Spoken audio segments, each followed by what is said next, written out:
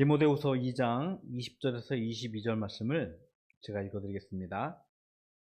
큰 집에는 금그릇과 은그릇뿐만 아니라 나무그릇과 질그릇도 있어 귀하게 쓰는 것도 있고 천하게 쓰는 것도 있나니, 그러므로 누구든지 이런 것에서 자기를 깨끗하게 하면 귀히 쓰는 그릇이 되어 거룩하고 주인의 쓰심에 합당하며 모든 선한 일에 준비함이 되리라. 또한 너는 청년의 정욕을 피하고 주를 깨끗한 마음으로 부르는 자들과 함께 의와 믿음과 사랑과 화평을 따르라. 아멘. 사도 바울은요, 결혼을 안 한 것으로 교회 전승에 알려지고 있습니다. 일평생 아마 독신으로 복음을 전하면서 삶을 산 것 같아요. 그런데 디모데후서 1장 2절에 보면은 디모데에게 편지를 쓰면서 그를 사랑하는 아들이라 라고 기록을 하고 있습니다. 결혼을 하지 않았지만, 자녀가 없었지만 디모데를 아들로 생각합니다. 즉 믿음으로 낳은 아들이라 생각하고 그가 믿음의 동역자가 되어지고, 또한 더불어서 다음 세대를 이어가는 목회자로서, 후배 목회자로서 생각을 하면서 그에게 편지를 쓴 것이 디모데의 성경입니다. 바울은 자신의 노년에 이제는 교회의 지도권을 디모데에게 넘겼는데, 아마 이 교회의 지도력이 바뀐다는 것이 얼마나 힘들다라는 것을 우리는 익히 알고 있습니다. 한국의 여러 교회들이 지도력이 바뀌면서, 변화되면서 여러 가지 모습으로 아파하고 괴로워하는 모습을 우리는 직시하고 있습니다. 사도 바울은 자신의 뒤를 이어서 새로운 교회의 지도자가 된 디모데에게 다시 한번 예수 그리스도의 복음을 기록하고 그의 말씀을 상기하면서 디모데가 교회 지도자로서 또 다음 세대를 이어가는 하나님의 일꾼으로서 서가기를 기대하면서 오늘 복음의 말씀을 기록했습니다. 오늘 말씀은요, 사도 바울이 이렇게 시작을 하고 있습니다. 큰 집이라 라고 표현을 하고 있는데요, 이것은 교회를 비유하는 말씀입니다. 헬라어로 교회라는 말을 여러분 많이 들어보셨을 거예요. 근데 기억은 안 나죠? 기억나는 사람 있어요? 에클레시아라고 합니다. 에클레시아. 근데 이 에클레시아라는 뜻은 어떤 의미냐면, 어떤 일정한 무리에서 사람들을 막 불러내었다, 밖으로 끄집어내었다라는 의미를 가지고 있어요. 이렇게 어떤 사전에 보니까 초기에는 이 에클레시아라는 원어의 의미가 정치적인 의미도 담겨져 있다라는 표현을 하고 있더라고요. 분명한 것은 무리로부터 구별하여서 따로 묶은 새로운 그룹을 교회라고 합니다. 기존의 유대인들로부터 혹은 세상의 많은 사람들로부터 그들을 따로 불러 모아서 묶은 하나님의 사람들, 하나님이 그들을 선택하셨습니다. 그리고 그들을 부르셨어요. 그리고 그들이 세상 가운데 살고 있지만 그들과는 구별된 다른 삶을 살기를 기대하면서 예수 그리스도와 연합이 된, 예수 그리스도와 하나가 된, 그리고 그 무리들이 하나가 되어지는 교회가 되기를 하나님께서는 기대하셨습니다. 저와 여러분도 마찬가지예요. 우리가 세상 속에서 분명히 살아가고 있습니다. 아침에 일어나서 학교를 가야 하기도 하고요, 직장을 가야 하기도 하고요. 그들과 같이 똑같이 일을 하면서 공부하면서 삶을 살아가고 있지만, 하나님은 우리를 특별히 선택하시고 부르셔서 하나님의 백성으로 삼으셨어요. 이것을 교회라 큰 집이라고 사도 바울은 비유를 하고 있습니다. 집 안에 같이 사는 사람들을 뭐라 하죠? 한 집안의 가족이라고 합니다. 그래서 우리 교회 안에 있는 모든 성도들을 한 가족이라고 생각해도 크게 다르지는 않아요. 그런데 이 가족에는 매우 큰 의미와 특권이 있어요. 그 무엇보다도 가족에게는요, 부모의 가업을 이어받을 수 있는 상속자라는 권리를 가지고 있어요. 아버지가 어마어마하게 부자야. 그러면 자연스럽게 그 자녀들도 아버지의 그 어마어마한 재산을 조금이라도 받을 수 있겠죠? 혹은 다 받을 수 있든지. 아버지가 어마어마하게 좋은 곳이 있어. 요즘 재석이가 요즘 아빠 걸 호시탐탐 틈내면서 이거 뭐예요? 이거 뭐야 하면서 이렇게 쓰고 싶어 하는데 모르겠어요. 언젠간 재석이에게 주겠죠. 재은이에게 주겠죠. 아버지 것을 가질 수 있는 권리, 상속자를 거느리고 있습니다. 즉 하나님의 가족은요, 즉 교회 안에 있는 성도들은요, 하나님 나라를 소유할 수 있는, 하나님 나라를 가업으로 물려받을 수 있는 상속자의 권리가 있다는 것은 하나님의 매우 특별한 은혜라는 것을 우리는 깨달아야 할 것입니다. 저와 여러분은요, 비록 세상에서 남들이 보기에는 보잘것없어 보이고, 남들이 보기에는 시시해 보이고, 남들이 보기에는 그렇게 유별나 보이지 않지만 하나 분명히 기억하십시오. 저와 여러분을 가족으로 부르셔서 이제는 저 영원한 하나님 나라를 우리에게 약속하셨고, 우리가 그곳에 상속자로서 이 땅에서 삶을 살게 하셨다는 것을 우리는 반드시 기억해야 할 것입니다. 근데 그 큰 집에는요, 오늘 사도 바울이 이렇게 표현하고 있습니다. 금그릇, 은그릇, 나무그릇, 질그릇이 있더라. 재석이가 물어보더라고요. 아빠, 질그릇이 뭐예요? 오늘 설교를 아까 아침에 얘기를 했습니다. 질그릇, 제가 뭔지 알아? 네? 토기, 맞아요. 흙으로 빚어서 한 번 구워낸 거, 초벌구이한 것은 토기. 그래서 매우 거칠거칠하고 투박해요. 그거를 거기다가 유향을 바르고 재벌을 해야지, 다시 한 번 더 구워야지 도자기처럼 잘 멋있는 매끈한 그릇이 되어지는데, 토기는 굉장히 조금 가치 없다기보다는 좀 보잘것없는 그런 그릇일 수 있어요. 금그릇, 은그릇, 나무그릇, 질그릇, 아마 이 네 가지 중에서 가장 가치 없는 그릇일 수 있을 것 같아요. 그런데 큰 집에는 이처럼 금그릇도 있고 은그릇도 있고 나무그릇도 질그릇도 있고 여러 가지 그릇이 있다라고 사도 바울이 비유적으로 말씀을 하고 있습니다. 주방에서 요리를 하기 위해서는 여러 가지 음식을 담기 위해서 생김새도 다르고 재질도 다른 그릇들이 필요할 거예요. 우리가 당장 밥 먹는 그릇은 우리는 스테인레스라는 그릇을 사용하기도 하고, 음식을 담기 위해서는 예쁜 도자기, 접시 같은 것도 사용하기도 하고, 부침개 같은 거를 담기 위해서 큰 접시를 사용하기도 하는 것처럼 여러 가지 그릇이 필요합니다. 그래서 큰 집에는 이런 다양한 그릇이 있다라고 표현을 하면서 교회 안에 한 가족으로 예수 그리스도에 연합된 한 모습으로 우리를 부르셨지만 각기 다른 모양으로 하나님은 사람들을 부르셨다라고 말씀을 하고 있는 것입니다. 저희 교회는 그렇게 많지는 않지만 물론 저희 교회도 있어요. 어떤 분은 피아노를 치고, 어떤 분은 요리를 하고, 어떤 분은 설거지를 하고, 어떤 분은 청소를 하고, 이런 모습으로 교회를 섬기고 있습니다.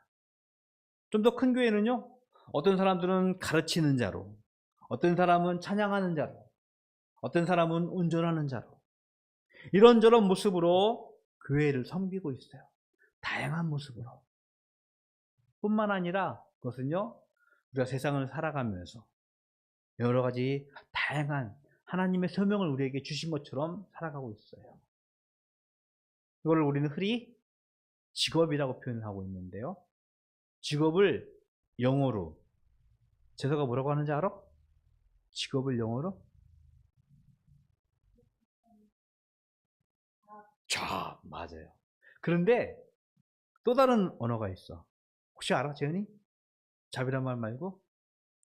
어? 어? 커리어? 아니, 그건 경주가,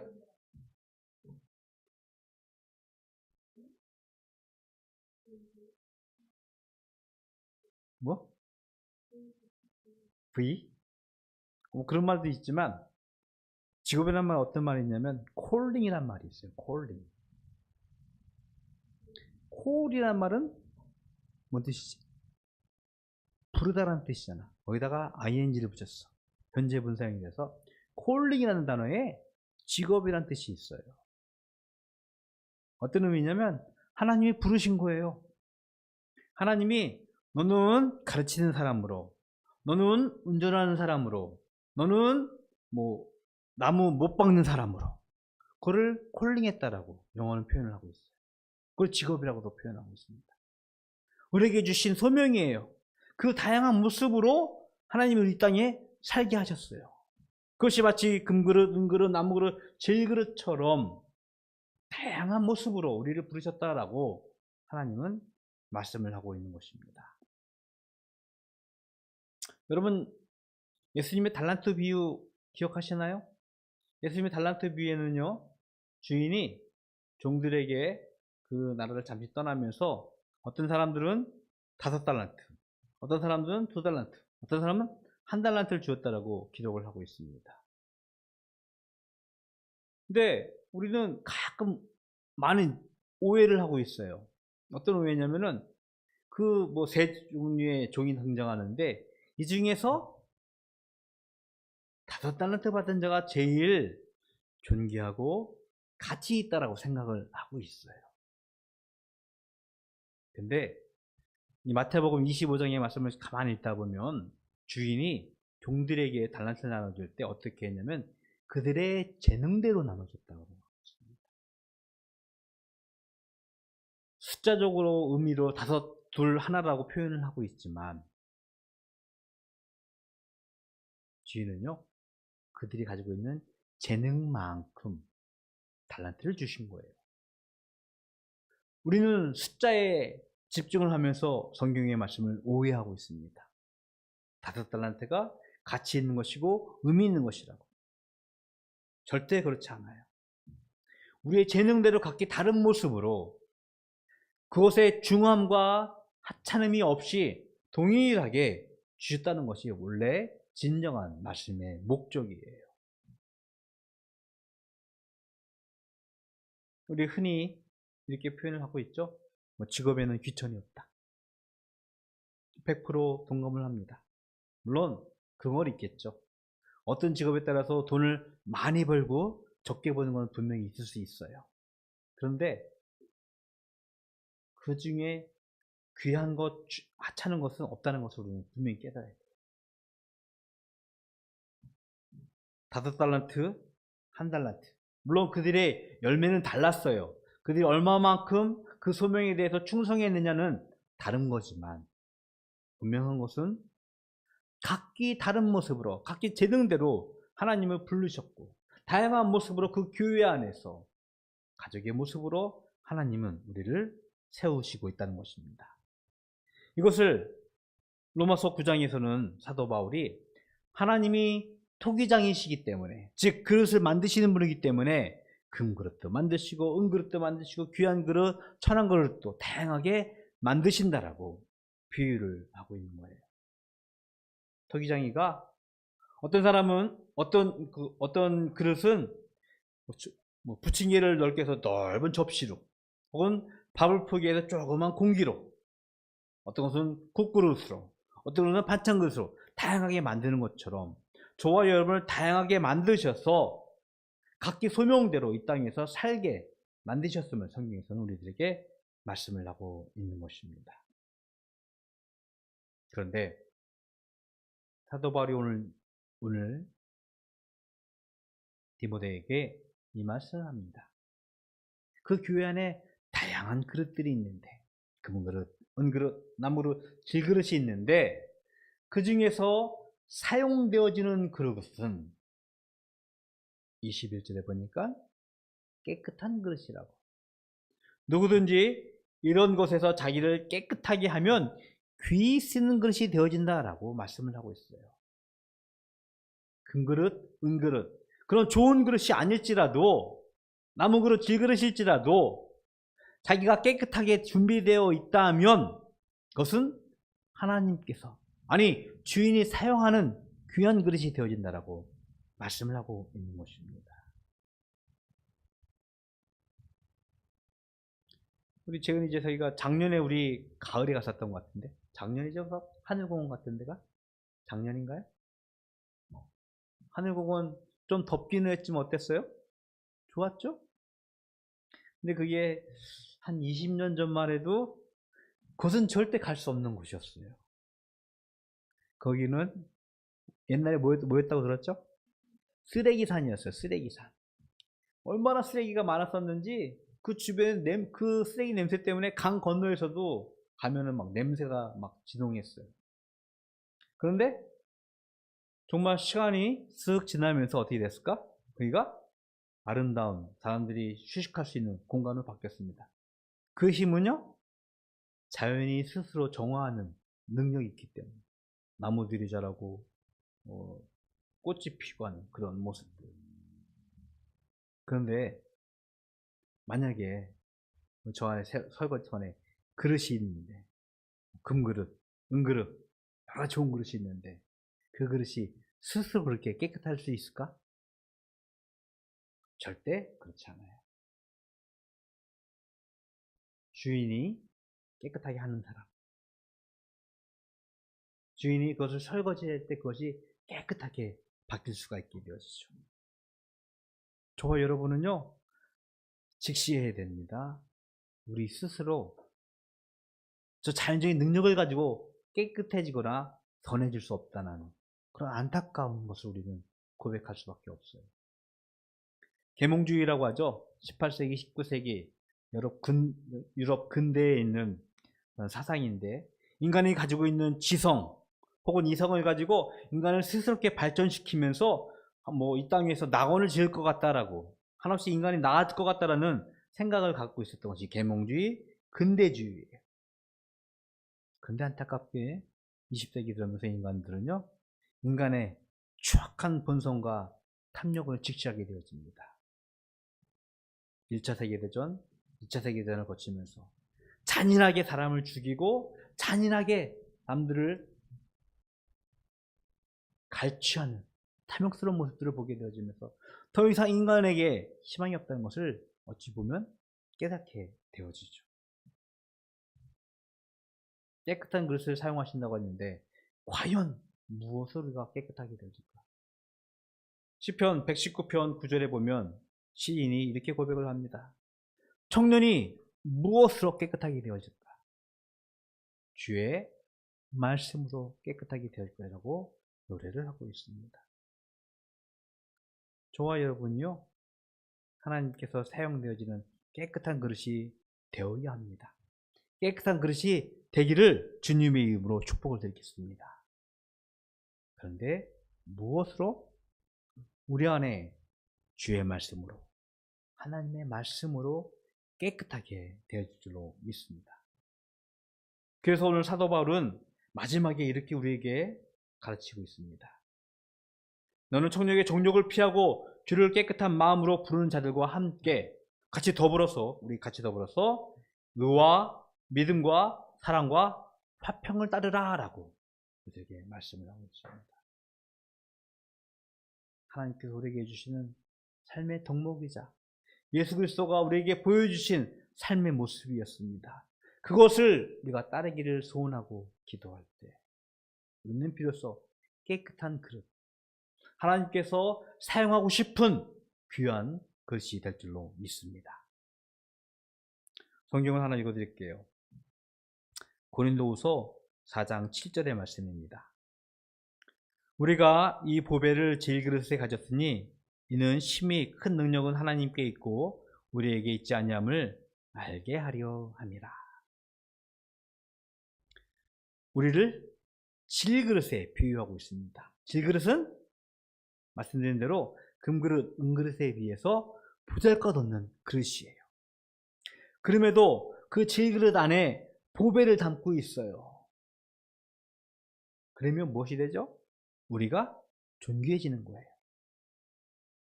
생각을 거꾸로 해보세요. 금그릇이 있어요. 은그릇이 있어요. 좋은 그릇이죠? 근데 그 안에 담겨져 있는 것이 썩은 사과, 썩은 포도, 썩은 과일이라면 그 그릇은 가치가 있어요? 없어요? 아마 그 과일은 버리고 그릇만 챙겨가겠죠? 우리는 보잘것없어 보이는 질그릇 같은 모습일지 모르겠어요. 하지만 기억하십시오. 우리 안에 예수 그리스도, 즉 보배를 담고 있다면 우리는 자연스럽게 존귀한 존재가 되어지고 귀한 존재가 되어지고 가치 있고 의미 있는 존재가 될 줄로 믿습니다. 그 예수 그리스도를 담기 위해서 우리가 이제는 준비되어져야 돼요. 깨끗해져야 돼요. 주의 말씀으로 우리를 채우고 오늘 본문의 말씀처럼 의와 믿음과 사랑과 화평을 우리 안에 담을 때 우리가 비로소 이 땅에서 존귀한 삶을 살게 될 줄로 믿습니다. 바라는 것은 바닷교회 모든 성도님들이요, 하나님의 말씀을 사모하면서 그가 우리에게 보여주신 그 믿음의 도를 우리 삶에 채워 예수 그리스도를 담고 귀한 삶을, 존귀한 삶을 살아가면서 이 땅 위에서 하나님의 말씀을 선포하며 예수 그리스도의 복음을 전하는 하나님 나라 백성의 삶을 살아가는, 바르고 닮을 살아가는 모든 성도님들 되기를 주님의 이름으로 축복드리겠습니다. 기도하겠습니다. 존귀하신 하나님, 감사합니다. 저희를 한 가족으로 부르셨고 각기 다른 모습이지만 이제는 우리 안에 예수 그리스도를 모신 귀한 존재로, 존귀한 존재로 만드셨습니다. 그 예수 그리스도를 우리가 깨닫게 해 주십시고 그 예수를 통하여서 이 땅에서 살아가는 참된 믿음의 삶을 선포하는 저희들 될 수 있도록 축복하여 주시옵소서.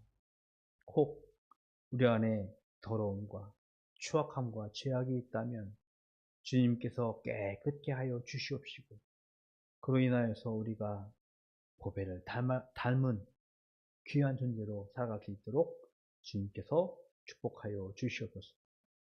하나님, 이 시간 예물 드립니다. 주일 예물로 소득의 10분의 1로 감사의 제목과 기도의 제목으로 드려진 예물 하나님 기뻐 받아 주시옵소서.